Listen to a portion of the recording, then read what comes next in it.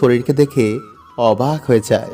সে তার পরিবারের লোকজনদের কাছে গিয়ে বিভিন্নভাবে ডাকে, কিন্তু সেই কথা ভৌতিক না হওয়ার জন্য আমরা শুনতে পাই না। ফলে এই সব দেখে জীবাত্মা চিন্তিত ও দুঃখী হয়ে যায়। সে বারবার তার শরীরে প্রবেশ করার চেষ্টা করে, কিন্তু যম পাশে বা থাকার জন্য সেটিও করতে পারে না। বন্ধুরা, গরুর পুরাণে অনুসার মৃত্যুর পর জীবাত্মাকে প্রথম 24 ঘন্টার জন্য যমপুরীতে নিয়ে যাওয়া হয়। তারপর আবার তার বাড়িতেই তাকে ছেড়ে দেওয়া হয়। শ্রাদ্ধ অবধি জীবাত্মা তার বাড়িতেই থাকে।